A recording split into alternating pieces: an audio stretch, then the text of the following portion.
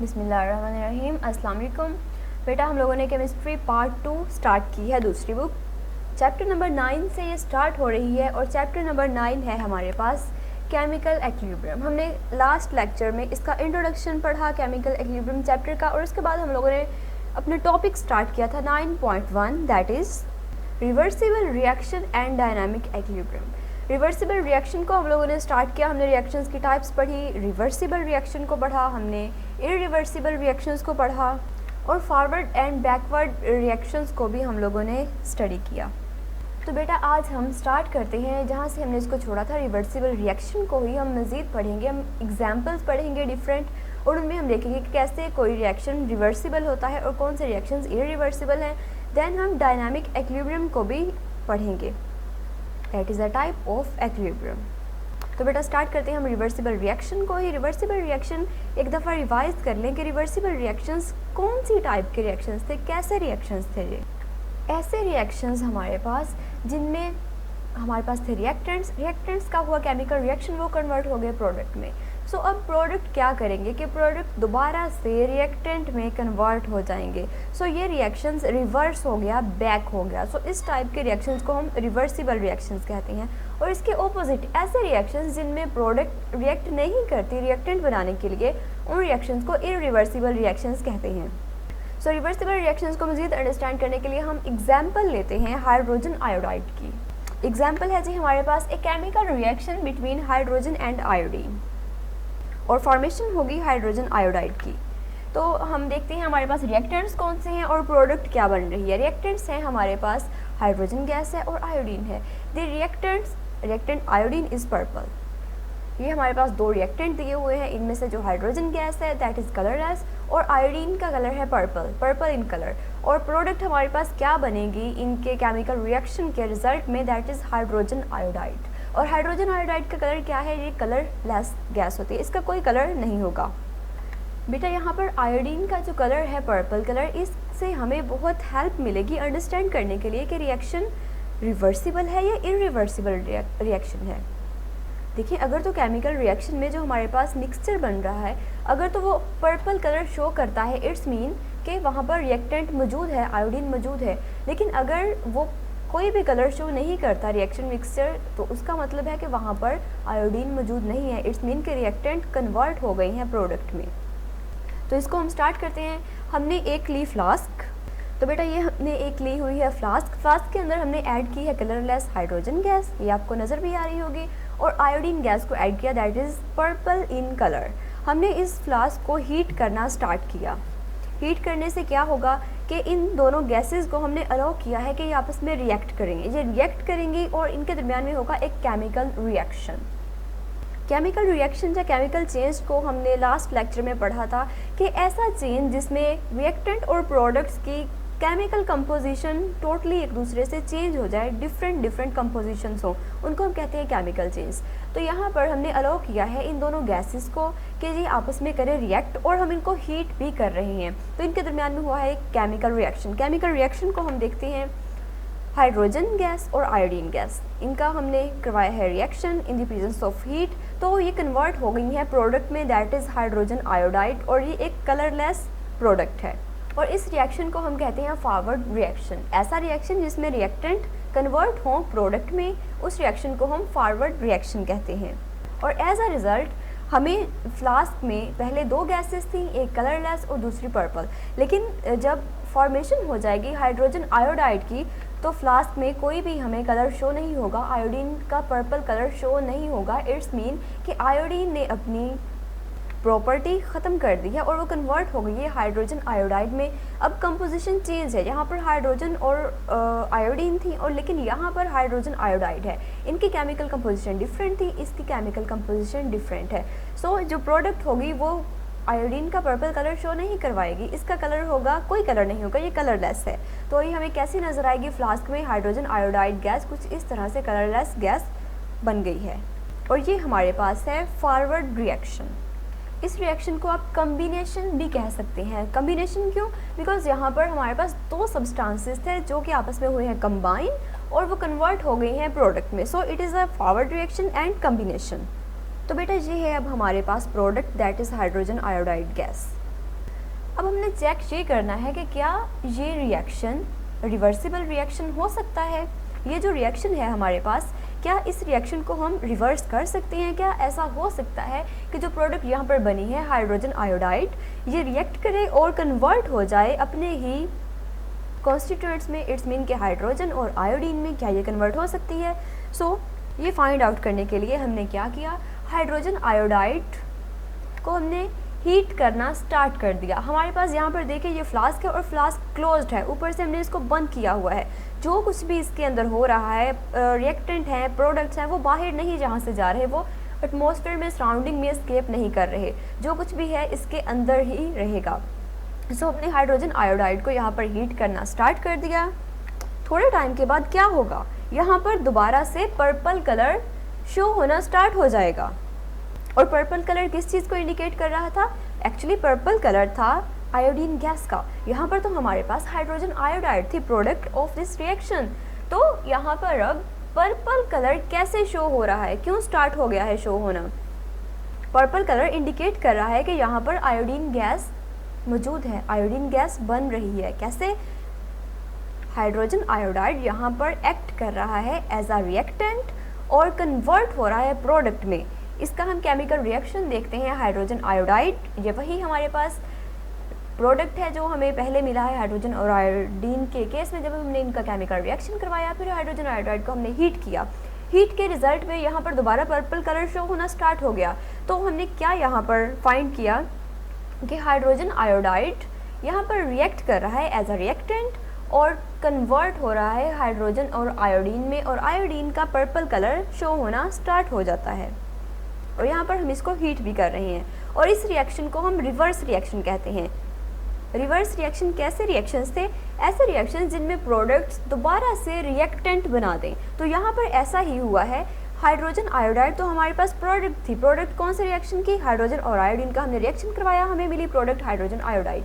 हम देखना चाह रहे थे कि ये रिएक्शन रिवर्स हो सकता है या नहीं। हमने हाइड्रोजन आयोडाइड को हीट किया, एज अ रिजल्ट यहाँ पर पर्पल कलर दोबारा से शो होना स्टार्ट हो गया। सो हमें पता चल गया कि हाइड्रोजन आयोडाइड यहाँ पर रिएक्ट कर रहा है एज अ रिएक्टेंट और कन्वर्ट हो रहा है हाइड्रोजन और आयोडीन में, जो कि पहले रिएक्टेंट थे इन अ फॉरवर्ड रिएक्शन, और अब ये प्रोडक्ट बन रहे हैं रिवर्स रिएक्शन में। सो ये हमारे पास है रिवर्स रिएक्शन। इस रिएक्शन को हम डीकम्पोजिशन रिएक्शन भी कह सकते हैं। तो डीकम्पोजिशन रिएक्शंस ऐसे रिएक्शंस होते हैं जिनमें ये, जैसे हमारे पास ये सब्सटेंस दिया हुआ है, ये क्या होगा इसका, ये इसकी होगी ब्रेकडाउन और ये कन्वर्ट हो जाएगा कॉन्स्टिट्यूएंट्स में। कॉन्स्टिट्यूएंट्स एक्चुअली वो सब्सटेंसेस जिनसे मिलकर ये पहले बना था, वो इसके कहलाते हैं कॉन्स्टिट्यूएंट्स। जैसे हाइड्रोजन आयोडाइड है, ये बना है हाइड्रोजन और आयोडीन से। तो यहाँ पर हाइड्रोजन और आयोडीन गैस जो है वो हाइड्रोजन आयोडाइड के कॉन्स्टिट्यूएंट्स हैं। सो डीकम्पोजिशन में क्या होगा, ये सब्सटेंस ब्रेक डाउन होगी इसकी अपने ही कॉन्स्टिट्यूएंट्स में। So that is called decomposition reaction and reverse reaction. तो बेटा ओवरऑल इस रिएक्शन को हम देखते हैं कि एक तरफ हमने फ्लास्क में ली हुई है हाइड्रोजन गैस और आयोडीन गैस। एक गैस है कलरलेस और दूसरी है पर्पल कलर जिसका है, जो कि आयोडीन गैस। हमने इसको हीट करना स्टार्ट किया, दोनों की हुई कॉम्बिनेशन और ये कन्वर्ट हो गई हाइड्रोजन आयोडाइड में। अब ये क्लोज सिस्टम है, ठीक है, कोई भी चीज़ यहाँ से बाहर एस्केप नहीं कर रही। सराउंडिंग में जो भी है, हाइड्रोजन गैस है, आयोडीन गैस है, हाइड्रोजन आयोडाइड है, सब कुछ इस फ्लास्क के अंदर अंदर ही मौजूद है। ये हमारे पास बन गई प्रोडक्ट। हमने क्या किया, हम देखना चाह रहे थे कि ये रिएक्शन रिवर्स होगा या नहीं। सो हमने प्रोडक्ट को हीट करना स्टार्ट कर दिया। पहले जब यहाँ पर हमारे पास हाइड्रोजन आयोडाइड गैस बन चुकी थी तो क्या हुआ, यहाँ पर कोई भी कलर शो नहीं हो रहा था। इट्स मीन के आयोडीन और हाइड्रोजन कन्वर्ट हो चुके हैं हाइड्रोजन आयोडाइड में। यहाँ पर एक केमिकल चेंज अकर हुआ है। केमिकल चेंज के रिजल्ट में कंपोजिशन चेंज हो जाती है रिएक्टेंट्स और प्रोडक्ट्स की। सो हमने इसको हीट करना स्टार्ट किया। जब हमने इसको थोड़ा हीट किया तो क्या नज़र आया हमें, यहाँ पर तो पर्पल कलर शो होना स्टार्ट हो गया इस फ्लास्क में। पर्पल कलर अब कहाँ से आ गया, पर्पल कलर तो आयोडीन को इंडिकेट कर रहा था। सो इट्स मीन कि प्रोडक्ट जो है वो रिएक्ट करके दोबारा से बना रही है रिएक्टेंट। उस रिएक्शन को हमने कहा डीकम्पोजिशन या फिर रिवर्स रिएक्शन। तो बेटा ये जो हमने यहाँ पर एरो शो किया हुआ है, डबल एरो, ये रिप्रेजेंट कर रहा है रिवर्सिबल रिएक्शन को। ऐसा रिएक्शन जो कि रिवर्स किया जा सके, जैसे हमने हाइड्रोजन आयोडाइड को रिवर्स कर दिया उसके अपने ही कॉन्स्टिट्यूएंट्स में। जो ऊपर वाला प्रोसेस है हाइड्रोजन और आयोडीन की जो मिक्सिंग है और उनकी फॉर्मेशन है हाइड्रोजन आयोडाइड, उसको हम कम्बिनेशन कहते हैं, कम्बिनेशन रिएक्शन और फॉरवर्ड रिएक्शन। और इस हाइड्रोजन आयोडाइड का दोबारा से कन्वर्ट हो जाना आयोडीन गैस और हाइड्रोजन गैस में, इसको हम डिकम्पोजिशन रिएक्शन बोलते हैं या फिर बैकवर्ड रिएक्शन। तो ओवरऑल हम इस पूरे रिएक्शन को इस तरह से लिखेंगे कि हाइड्रोजन प्लस आयोडीन और ये डबल हेड एरो शो करेंगे यहाँ पर, और ये कन्वर्ट हो रहे हैं हाइड्रोजन आयोडाइड में। और ये एरो जो है ये साइन है, ये रिप्रेजेंट कर रहा है रिवर्सिबल रिएक्शंस को। तो बेटा ये थी हमारे पास एग्जांपल, हाइड्रोजन आयोडाइड की हमने फॉर्मेशन देखी और देखा कि कैसे ये रिवर्सिबल रिएक्शन है। एक और एग्जांपल लेते हैं हम, रिवर्सिबल रिएक्शन को मज़ीद स्टडी करते हैं with the help of another example, formation of calcium carbonate. हम कैल्शियम कार्बोनेट की फॉर्मेशन करेंगे और देखेंगे कि ये रिएक्शन रिवर्सिबल है या नहीं है, और अगर है तो इसके लिए क्या कंडीशंस नेसेसरी हैं। तो बेटा कैल्शियम कार्बोनेट की फॉर्मेशन के लिए हमें रिएक्टेंट्स क्या चाहिए, ये तो हमारे पास है प्रोडक्ट, तो इसकी फॉर्मेशन के लिए हमें जो रिएक्टेंट्स चाहिए वो हैं calcium oxide and carbon dioxide. So दोनों रिएक्टेंट्स हमारे पास यहाँ पर मौजूद हैं, एक है कार्बन डाइऑक्साइड और दूसरा है कैल्शियम ऑक्साइड। कैल्शियम ऑक्साइड और इसकी दोनों की स्टेट्स डिफरेंट हैं। कैल्शियम ऑक्साइड मौजूद है सॉलिड स्टेट में, और आप देख सकते हैं कि इस फ्लास्क में हमने इसको ऐड किया है और ये बॉटम में मौजूद है। कैल्शियम ऑक्साइड सॉलिड स्टेट में है, और दूसरी तरफ है हमारे पास कार्बन डाइऑक्साइड जो कि मौजूद है गैसियस स्टेट में, और ये गैस है कार्बन डाइऑक्साइड। सो इन दोनों को हमने अलाउ किया है कि ये रिएक्ट करें, और एज अ रिज़ल्ट हमें जो प्रोडक्ट मिल रही है दैट इज़ कैल्शियम कार्बोनेट। तो बेटा ये हमारे पास आ गई ये product that is calcium carbonate. Formation तो हो गई, हम इसका रिएक्शन देखते हैं, केमिकल रिएक्शन। कार्बन डाइऑक्साइड और कैल्शियम ऑक्साइड का हुआ है केमिकल रिएक्शन और ये कन्वर्ट हो गई है कैल्शियम कार्बोनेट में। तो ये हमारे पास है ओवरऑल केमिकल रिएक्शन इसका, calcium oxide plus carbon dioxide, ये मौजूद होती है सॉलिड स्टेट में, कार्बन डाइऑक्साइड गैसियस स्टेट में, और जो हमें प्रोडक्ट मिल रही है दैट इज़ कैल्शियम कार्बोनेट, ये भी मौजूद है सॉलिड स्टेट में। ये आप यहाँ पर देखें बॉटम में मौजूद है कैल्शियम कार्बोनेट। और इस रिएक्शन को हम कम्बिनेशन रिएक्शन भी कहते हैं। फॉरवर्ड रिएक्शन तो ये है ही, और कम्बिनेशन रिएक्शन भी है। कम्बिनेशन रिएक्शन क्यों है? बिकॉज यहाँ पर कम्बिनेशन हो रही है कैल्शियम ऑक्साइड की और कार्बन डाइऑक्साइड की, और ये कन्वर्ट हो रही हैं प्रोडक्ट में, और प्रोडक्ट है हमारे पास कैल्शियम कार्बोनेट। तो अब हमने चेक करना है कि ये हमारा केमिकल रिएक्शन रिवर्सिबल है या नहीं है, रिवर्सिबल है या इरिवर्सिबल है, और अगर ये रिवर्सिबल है तो इसके लिए क्या कंडीशंस नेसेसरी होंगी। इस केमिकल रिएक्शन को हम दो सिस्टम में चेक करेंगे। एक तो हम लेंगे कि इन case of A open system, हम ओपन सिस्टम यूज़ करेंगे, और दूसरा क्लोज सिस्टम। ओपन सिस्टम का मतलब है कि जो हम फ्लास्क यूज़ कर रहे हैं, जिस फ्लास्क में ये केमिकल रिएक्शन प्रोसीड होगा वो ऊपर से ओपन होगी, उसको हमने क्लोज नहीं किया हुआ होगा, तो ये हमारे पास एक ओपन सिस्टम होगा। और जब हम दूसरी तरफ हम क्लोज सिस्टम की बात करेंगे तो इस फ्लास्क को हमने ऊपर से कवर कर देंगे किसी चीज़ से। तो हम देखेंगे कि केमिकल रिएक्शन जो क्लोज फ्लास्क में हो रहा है या ओपन फ्लास्क में हो रहा है, उनमें से कौन सा रिवर्सिबल रिएक्शन होगा। तो पहले हम स्टडी करते हैं इस रिएक्शन को इन case of an open system. हम ओपन सिस्टम की बात करते हैं। तो बेटा ये यहाँ पर हमने ली फ्लास्क, फ्लास्क में हमारे पास मौजूद है कैल्शियम कार्बोनेट जो कि हमें मिली है product as a result of reaction of carbon dioxide and calcium carbonate. तो इस प्रोडक्ट को हमने यहाँ पर हीट करना स्टार्ट किया, हीट किया तो ये कन्वर्ट हो गई दोबारा से कैल्शियम ऑक्साइड में और कार्बन डाइऑक्साइड में। इट्स मीन कि ये रिएक्शन प्रोसीड हुआ है बैकवर्ड डायरेक्शन में। तो बेटा यहाँ पर हमें मिल गई है अब carbon dioxide and calcium oxide दोबारा से। अगर हम अब इसको दोबारा हीट करना स्टार्ट करें, इसको हम हीट नहीं करेंगे, हीट सिर्फ हम कैल्शियम कार्बोनेट को करेंगे कन्वर्ट करने के लिए उसके कॉन्स्टिट्यूएंट में। तो यहाँ पर अब अगर हम देखें कि कैल्शियम ऑक्साइड और कार्बन डाइऑक्साइड दोबारा से कंबाइन हो, बिकॉज यहाँ पर दोनों मौजूद हैं, दोनों जो रिएक्टेंट्स थे वो मौजूद हैं, तो क्या ऐसा हो सकता है कि कैल्शियम ऑक्साइड और कार्बन डाइऑक्साइड दोबारा से कंबाइन करें और कन्वर्ट हो जाएँ कैल्शियम कार्बोनेट में। बेसिकली होना तो ऐसा चाहिए था, लेकिन इस केस में ऐसा नहीं हुआ। सिर्फ कैल्शियम कार्बोनेट कन्वर्ट हुई है कैल्शियम ऑक्साइड में और कार्बन डाइऑक्साइड में, ये दोनों वापस कंबाइन होकर कैल्शियम कार्बोनेट में कन्वर्ट नहीं हो रहे। ऐसा आखिर क्यों हुआ?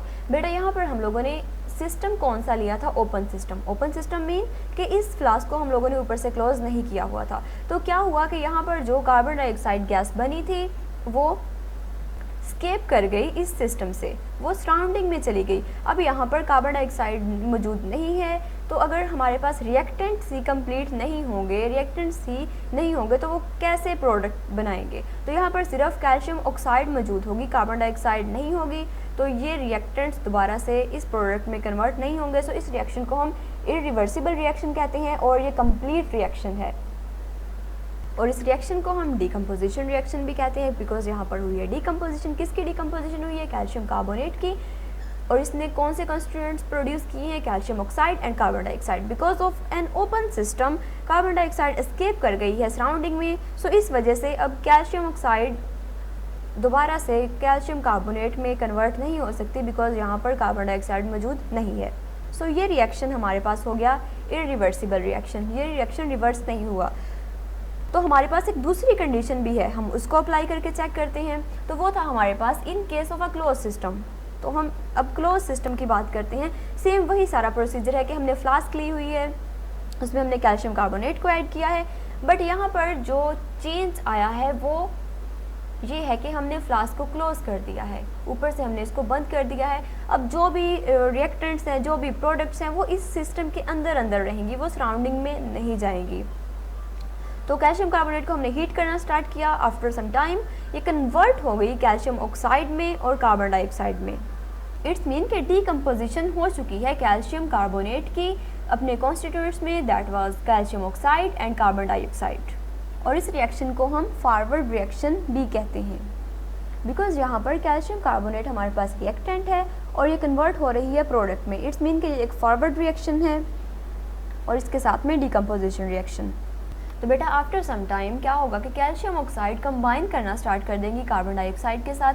अभी ये दोनों जब कंबाइन करेंगे तो केमिकल चेंज आएगा और ये कन्वर्ट हो जाएंगे प्रोडक्ट में, और प्रोडक्ट क्या बनेगी? Calcium carbonate. इट्स मीन कि ये जो रिएक्शन है ये हो गया है रिवर्स। सो ये रिएक्शन रिवर्सिबल रिएक्शन है। इनके दरमियान में एक इक्विलिब्रियम एस्टैब्लिश होगा। ये कैसे होगा? शुरू में क्या होगा, जब हम रिएक्शन को स्टार्ट करेंगे तो फॉरवर्ड रिएक्शन फास्ट होगा, रेट ऑफ फॉरवर्ड रिएक्शन। ज़्यादा से ज़्यादा रिएक्टेंट्स कन्वर्ट हो रही होंगी प्रोडक्ट में, बिकॉज शुरू में रिएक्टेंट्स की कंसंट्रेशन, इनकी अमाउंट ज़्यादा होती है और प्रोडक्ट की अमाउंट होती है कम। सो शुरू में फॉरवर्ड रिएक्शन का रेट होगा फास्ट, लेकिन जैसे ही काफ़ी ज़्यादा यहाँ पर प्रोडक्ट बन जाएंगे तो प्रोडक्ट क्या करेंगे? वो कंबाइन होंगे और वापस जाना स्टार्ट हो जाएंगे कैल्शियम कार्बोनेट में। इट्स मीन कि वो रिवर्स होना स्टार्ट हो गए हैं। तो जैसे ही यहाँ पर रिएक्टेंट की अमाउंट कम होगी तो रेट ऑफ रिवर्स रिएक्शन जो है वो तेज़ हो जाएगा। शुरू में फॉरवर्ड रिएक्शन जो था वो फास्ट था और रिवर्स रिएक्शन स्लो था, लेकिन जैसे जैसे टाइम गुजर रहा है तो प्रोडक्ट्स रिएक्टेंट्स में कन्वर्ट होना स्टार्ट कर देंगे। एक ऐसा पॉइंट आएगा कि रेट ऑफ फॉरवर्ड रिएक्शन और रेट ऑफ रिवर्स रिएक्शन दोनों एक दूसरे के सेम आ जाएंगे। इट्स मीन कि उन दोनों का रेट एक दूसरे के सिमिलर हो जाएगा। जितने रिएक्टेंट्स जो है वो प्रोडक्ट में कन्वर्ट हो रहे होंगे, उतने ही प्रोडक्ट्स रिएक्टेंट्स में कन्वर्ट हो रहे होंगे। इनकी अमाउंट्स में कोई चेंजिंग नहीं आ रही होगी। जितने यहाँ पर रिएक्टेंट्स होंगे कैल्शियम कार्बोनेट, उतने ही उधर प्रोडक्ट्स होंगे carbon dioxide and calcium oxide. तो बेटा यहाँ पर इन रिएक्टेंट्स और प्रोडक्ट्स की जो अमाउंट्स हैं उनमें एक बैलेंस क्रिएट हो जाएगा। बैलेंस मीन कि यहाँ पर एक इक्विलिब्रियम एस्टैब्लिश हो गया है, और ऐसे रिएक्शन को हम रिवर्सिबल रिएक्शन कहते हैं। सो ये क्वेश्चन है इसकी, कैल्शियम कार्बोनेट की डिकम्पोजिशन हो गई थी कैल्शियम ऑक्साइड और कार्बन डाइऑक्साइड में, और because of close system carbon dioxide ने एस्केप नहीं किया आउटसाइड पर सराउंडिंग में। सो ये दोबारा हुई हैं कंबाइन और कन्वर्ट हो जाती हैं कैल्शियम कार्बोनेट में। तो ओवरऑल हमारे पास जो इस पूरे रिएक्शन की हमारे पास केमिकल इक्वेशन आ रही है दैट इज़ कैल्शियम कार्बोनेट है, ये कन्वर्ट हुआ है कैल्शियम ऑक्साइड और कार्बन डाइऑक्साइड में, और ये दोनों दोबारा से कंबाइन होंगी और बना देंगी कैल्शियम कार्बोनेट। और ये जो साइन है ये शो कर रहा है रिवर्सिबल रिएक्शन को। तो बेटा जो टॉपिक हमने स्टार्ट किया था 9.1 reversible reaction and dynamic equilibrium, उसमें हम एक चीज़ को तो बड़े अच्छे से पढ़ चुके हैं, रिवर्सिबल रिएक्शन को। हमने इसकी दो एग्जांपल्स भी पढ़ी हैं, हाइड्रोजन आयोडाइड और कैल्शियम कार्बोनेट की। तो नेक्स्ट है हमारे पास डायनामिक इक्विलिब्रियम। हम इक्विलिब्रियम की बात करते हैं और उसमें हम पढ़ेंगे कि डायनामिक इक्विलिब्रियम कौन सी स्टेट है इक्विलिब्रियम की। तो बेटा फर्स्ट ऑफ ऑल तो हमें पता होना चाहिए कि इक्विलिब्रियम क्या है। हमने इक्विलिब्रियम को पढ़ा था कि इक्विलिब्रियम एक बैलेंस है, एक तवाज़न है किसी भी चीज़ का।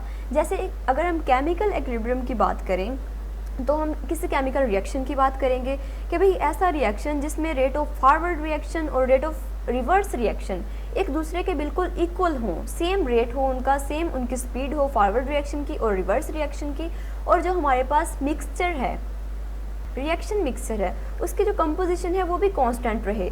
जैसे हमने अभी पढ़ा है कैल्शियम कार्बोनेट में और हाइड्रोजन आयोडाइड में, इन रिएक्शंस में रिएक्टेंट्स और प्रोडक्ट्स की अमाउंट्स सेम रहती हैं, उनकी कंपोजिशन सेम रह रही होती है, उनकी अमाउंट्स में कोई चेंज नहीं आ रहा होता, जितने रिएक्टेंट्स होते हैं उतने ही वहाँ पर प्रोडक्ट्स भी होते हैं। सो इस टाइप की रिएक्शंस में ये जो हमारे पास स्टेट आती है, यहाँ पर बिल्कुल बैलेंस क्रिएट हो जाता है, दोनों तरफ जो रिएक्शंस हो रहे होते हैं फॉरवर्ड और रिवर्स रिएक्शन में जो एक स्टेट आ जाती है बैलेंस की स्टेट, उसको हम केमिकल एक्विलिब्रियम स्टेट कहते हैं। तो बेटा एक्विलिब्रियम की हमारे पास दो स्टेट्स हैं, या आप कह सकते हैं कि एक्विलिब्रियम दो तरह से अटेन किया जा सकता है। वो कौन से स्टेट्स हैं? एक है हमारे पास स्टैटिक एक्विलिब्रियम और दूसरा है डायनामिक एक्विलिब्रियम। हम वन बाय वन इन दोनों स्टेट्स को रीड करते हैं। पहले हमारे पास है स्टैटिक एक्विलिब्रियम। तो बेटा ये हमारे पास है first type, that is static equilibrium. इसके नाम से ही ज़ाहिर होता है, स्टैटिक मीन साकन, बिल्कुल रुकी हुई कोई चीज़, ऐसा रिएक्शन जो मज़ीद प्रोसीड ना हो रहा हो, जो हमें लगे कि बिल्कुल रुक गया है, मज़ीद आगे नहीं बढ़ रहा, ऐसे रिएक्शंस को हम स्टैटिक एक्विलिब्रियम कहते हैं, ऐसी स्टेट को। और ये एक फ़िज़िकल फिनोमेना है। हम इसकी एग्जांपल लेते हैं, जैसे बिल्डिंग है हमारे पास, हमने शुरू में भी इस चीज़ को डिस्कस किया था कि अगर एक बिल्डिंग को हम देखें तो उसके ऊपर डिफरेंट फोर्सेस अप्लाई हो रही होती हैं। एयर का प्रेशर होता है उसके ऊपर, और ज़मीन की ग्रेविटी होती है जो उसको खींच रही होती है। तो क्या रीज़न है कि वो बिल्डिंग तबाह नहीं होती बल्कि अपनी सही हालत में मौजूद रहती है? इसका आंसर है हमारे पास कि जितनी भी फोर्सेस उसके ऊपर अप्लाई हो रही होती हैं वो बैलेंस होती हैं। जितना अगर एयर का प्रेशर है तो उतनी ही ग्रेविटी होती है ज़मीन की जो उसको खींच रही होती है। तो तमाम फोर्सेस एक दूसरे के इफ़ेक्ट को कैंसिल आउट कर देती हैं। एज अ रिज़ल्ट बिल्डिंग तबाह नहीं होती बल्कि अपनी सही हालत में मौजूद रहती है। बज़ाहिर हमें लग रहा है कि यहाँ पर कोई रिएक्शन नहीं हो रहा, लेकिन यहाँ पर तमाम फोर्सेस अप्लाई हो रही होती हैं और वो एक दूसरे के इफ़ेक्ट को कैंसिल कर रही होती हैं, और हमें लगता है कि यहाँ पर कुछ भी नहीं हो रहा, बिल्कुल रिएक्शन सीज हुआ है, रिएक्शन स्टॉप हो चुका है। तो ऐसी जो हमें एक्विलिब्रियम की स्टेट मिलती है उसको हम स्टैटिक एक्विलिब्रियम कहते हैं। इसकी डिफाइन देखें, when reaction ceases to proceed it is called static equilibrium. जब कोई रिएक्शन मज़ीद आगे नहीं बढ़ रहा होता, उसमें कोई तब्दीली नहीं आ रही होती, तो हम कहते हैं कि एक्विलिब्रियम की एक यहाँ पर स्टेट अटेन कर ली गई है जो कि है स्टैटिक एक्विलिब्रियम। तो सेकंड जो हमारे पास वे है एक्विलिब्रियम अटेन करने का, that is dynamic equilibrium. Dynamic equilibrium को समझने के लिए हम कोई केमिकल रिएक्शन की एग्जांपल लेते हैं कि एक जो हमारे पास रिवर्सिबल रिएक्शन है उसमें जितना रेट ऑफ फॉरवर्ड रिएक्शन होता है उतना ही रेट ऑफ रिवर्स रिएक्शन भी होता है, और ये दोनों ऑपोजिट डायरेक्शन में जा रहे होते हैं। जो हमारे पास फॉरवर्ड रिएक्शन होता है वो टुवर्ड्स राइट हो जाता है, और जो रेट ऑफ रिवर्स रिएक्शन है वो टुवर्ड्स लेफ़्ट होता है। लेकिन इन दोनों रिएक्शंस का जो रेट होता है वो बिल्कुल सेम होता है, इनका रेट इक्वल होता है। तो हमें एक बैलेंस मिल जाता है इन दोनों रिएक्शंस के रेट में। तो उस बैलेंस को, उस एक्विलिब्रियम को हम नाम देते हैं डायनामिक एक्विलिब्रियम का। जो इसके डिफाइन देखते हैं, when reaction does not stop only the rate of forward and reverse reactions become equal to each other but take place in opposite direction. Reaction stop नहीं हुआ, हमें लगेगा स्टॉप हो गया, लेकिन रिएक्शन स्टॉप नहीं होता। जितना रेट ऑफ फॉरवर्ड रिएक्शन होगा, जितने रिएक्टेंट्स प्रोडक्ट्स में कन्वर्ट होंगे, उतना ही बैकवर्ड होगा उसका रेट, उतना ही रिवर्स रिएक्शन का रेट होगा। इट्स मीन कि उतने ही प्रोडक्ट दोबारा रिएक्टेंट में कन्वर्ट हो रहे होते हैं। और इन दोनों रिएक्शंस का जो डायरेक्शन होती है वो एक दूसरे के ऑपोजिट होती है। जैसे हम लोगों ने यहाँ पर भी देखा कि ये वाला जो एरो है ये शो कर रहा है फॉरवर्ड रिएक्शन को, और ये एरो शो करता है रिवर्स रिएक्शन को। ऊपर वाला एरो जो है ये towards from left to right है और ये फॉरवर्ड के लिए है, और ये जो नीचे वाला एरो है ये फ्रॉम राइट टू लेफ़्ट है और ये शो करता है रिवर्स रिएक्शन को। सो ये दोनों रिएक्शन प्रोसीड हो रहे हैं, इन दोनों का रेट सेम है लेकिन इनकी डायरेक्शन ऑपोजिट है। सो यहाँ पर हमें एक बैलेंस मिल जाता है, एक इक्विलिब्रियम की स्टेट अटेन कर ली जाती है इस केमिकल रिएक्शन में। सो इस कंडीशन को हम डायनामिक इक्विलिब्रियम कहते हैं। और बेटा हम लोगों ने पढ़ा था कि रिवर्सिबल रिएक्शन कंप्लीट नहीं होते, इनकम्प्लीट रिएक्शन होते हैं। जितने प्रोडक्ट बनते हैं उतने ही दोबारा फिर से रिएक्टेंट बन जाते हैं। तो क्या हुआ, यहाँ पर रिएक्शन कंप्लीट नहीं हुआ बल्कि एक डायनामिक एक्विलिब्रियम अटेन हो जाता है। तो इस चीज़ को हम लोग ग्राफिकली भी रिप्रेजेंट कर सकते हैं। तो बेटा ये हमारे पास ग्राफ दिया हुआ है। इस ग्राफ को अंडरस्टैंड करने के लिए हम एग्जाम्पल लेते हैं हाइड्रोजन आयोडाइड की। फर्स्ट ऑफ ऑल ज़रा इस ग्राफ को समझे कि ये कैसे बना है। यहाँ पर हमने दो लाइंस ली हुई है टुवर्ड्स एक्स एक्सिस है, ये हमारे पास एक्स एक्सिस है और ये है वाई एक्सिस। एक्स एक्सिस पर हम टाइम ले रहे हैं और वाई एक्सिस पर हम रिएक्शन का रेट ले रहे हैं, चाहे वो रिवर्स रिएक्शन है या फॉरवर्ड रिएक्शन है। तो यहाँ पर हम लोगों ने लिया हुआ है टाइम। टाइम स्टार्ट हो रहा है हमारा 0 से। स्टार्टिंग में क्या होता है कि रिएक्टेंट्स जो होते हैं वो बहुत ज़्यादा होते हैं, रिएक्टेंट्स की अमाउंट बहुत ज़्यादा होती है, प्रोडक्ट तो नहीं होती ना। स्टार्टिंग में जब हम रिएक्शन को स्टार्ट करते हैं तो हम सपोज करते हैं कि हमने प्रोडक्ट को रिएक्टेंट को लिया है यहाँ पर हमने रिएक्टेंट को लिया है और 0 पर हम लोगों ने प्रोडक्ट को लिया है बिकॉज जब हमने रिएक्शन को स्टार्ट किया है तो हमारे पास कोई भी प्रोडक्ट मौजूद नहीं थी। लेकिन जैसे जैसे टाइम गुजरता जाएगा रिएक्शन जो है वो स्टार्ट हो जाएगा और क्या होगा कि रिएक्टेंट्स प्रोडक्ट में कन्वर्ट होना स्टार्ट हो जाएंगे। इट्स मीन तो यहाँ पर रिएक्टेंट्स कन्वर्ट हो रहे हैं प्रोडक्ट में। एक स्टेज ऐसी आएगी कि रिएक्टेंट्स की अमाउंट कम हो जाएगी और प्रोडक्ट की अमाउंट ज़्यादा हो जाएगी। जब ये स्टेज आएगी तो क्या होगा, रिएक्टेंट को हमने लिया था यहाँ पर, प्रोडक्ट को यहाँ पर, जैसे जैसे टाइम गुजरेगा तो रेट ऑफ फॉरवर्ड रिएक्शन जो है वो कम होना शुरू हो जाएगा। टाइम हमारे पास बढ़ रहा है और जो रेट है फॉरवर्ड रिएक्शन का वो स्लो हो रहा है, वो कम हो रहा है। लेकिन इसके ऑपोजिट अगर हमारे पास प्रोडक्ट ज़्यादा बढ़ रही हैं तो प्रोडक्ट क्या करेंगे रिवर्सिबल रिएक्शन में, वो दोबारा से रिएक्टेंट बनाने की ट्राई करेंगी। तो यहाँ पर जो हमारे पास रिवर्स रेट है रिएक्शन का वो इंक्रीज़ होना स्टार्ट हो जाएगा with the passage of time. ये दोनों रिएक्शन प्रोसीड हो रहे हैं, फॉरवर्ड रिएक्शन भी चल रहा है, रिवर्स रिएक्शन भी चल रहा है। लेकिन स्टार्टिंग में फॉरवर्ड रिएक्शन का रेट होता है ज़्यादा होता है, लेकिन रिवर्स रिएक्शन स्लो होता है। But with the passage of time जैसे जैसे हमारे पास प्रोडक्ट की अमाउंट इंक्रीज़ हो जाती है तो फॉरवर्ड रिएक्शन का रेट स्लो होना स्टार्ट हो जाता है, लेकिन रिवर्स रिएक्शन का रेट बढ़ना शुरू हो जाता है। अल्टीमेटली दोनों जो हमारे पास रेट्स हैं रिएक्शंस के वो एक दूसरे के इक्वल आ जाएंगे। जब इक्वल आ गए इसका मतलब ये हुआ कि जितने हमारे पास रिएक्टेंट्स हैं उतने ही हमारे पास प्रोडक्ट्स हैं। दोनों रिएक्शंस फॉरवर्ड रिएक्शन और रिवर्स रिएक्शन सेम स्पीड से चल रहे हैं, तो उन दोनों का जो रेट होगा, rate of forward reaction, rate of reverse reaction, वो भी एक दूसरे के इक्वल होता जाएगा। तो बेटा हमें यहाँ पर एक्विलिब्रियम की स्टेट मिल जाएगी, that is called dynamic equilibrium. यहाँ पर जाकर दोनों जो रेट्स हैं, रेट्स की जो कर्व शो हो रही हैं वो एक दूसरे को ज्वाइन कर रही हैं। इसके बाद ये बिल्कुल फॉरवर्ड जाएंगी, इनमें कोई भी डिफ्लेक्शन शो नहीं होगी। तो इस स्टेज के ऊपर एक्विलिब्रियम अटेन हो गया है। So at equilibrium state, rate of forward reaction and rate of reverse reaction becomes equal. तो अब यहाँ पर जो हमारे पास स्पीशीज़ हैं, हाइड्रोजन है, आयोडीन है या हाइड्रोजन आयोडाइड है, उनकी कंसंट्रेशन में इस स्टेज के बाद कोई भी चेंज नहीं आएगा। उनकी कंसंट्रेशंस बिल्कुल कांस्टेंट रहेंगी। जितने रिएक्टेंट्स प्रोडक्ट्स में कन्वर्ट होंगे उतने ही प्रोडक्ट्स रिएक्टेंट्स में कन्वर्ट हो जाएंगे। सो इस तरह से हम डिफरेंट रिवर्सिबल रिएक्शंस की एग्जांपल्स को ग्राफिकली रिप्रेजेंट कर सकते हैं। और सेम यही केस हम कैल्शियम कार्बोनेट के लिए भी यूज़ कर सकते हैं। ये ऊपर वाली कर्व ये शो कर रही है फॉरवर्ड रेट रिएक्शन को।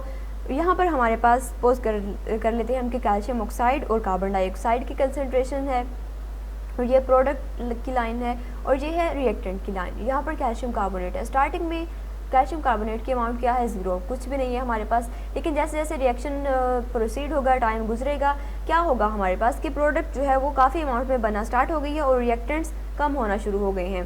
तो क्या होगा कि जो जितना हमारे पास फॉरवर्ड रिएक्शन का रेट होगा उतना ही रिवर्स रिएक्शन का भी रेट होना स्टार्ट हो जाएगा। इट्स मीन कि रिएक्टेंट्स अब प्रोडक्ट में कन्वर्ट होना स्टार्ट हो जाएंगे। आहिस्ता आहिस्ता उन दोनों रिएक्शंस का रेट जो है वो एक दूसरे के इक्वल आ जाएगा। Rate of forward reaction, rate of reverse reaction दोनों एक ही स्टेज पर आ जाएंगे। तो यहाँ पर हमें जो स्टेट मिलेगी ये इक्विलिब्रियम स्टेट होगी, डायनामिक इक्विलिब्रियम। इस स्टेज के बाद रिएक्टेंट्स और प्रोडक्ट्स की कंसंट्रेशन में कोई भी चेंजिंग नहीं आएगी। सो यहाँ पर हमें डायनामिक इक्विलिब्रियम की स्टेट मिल गई है। और डायनामिक इक्विलिब्रियम के बारे में हम लोगों ने पढ़ा कि ये रिएक्शन स्टॉप नहीं होते बल्कि फॉरवर्ड और रिवर्स रिएक्शन सेम रेट के साथ ऑपोजिट डायरेक्शन में चलते रहते हैं। तो बेटा ये था हमारा आज का लेक्चर। आई होप आप लोगों को समझ आ गई होगी, लेकिन फिर भी अगर आपको कोई भी डिफ़िकल्टी हो, कहीं से भी आपको लेक्चर समझने में प्रॉब्लम आ रही हो, तो आप मुझसे दोबारा पूछ सकते हैं। अल्लाह हाफिज़।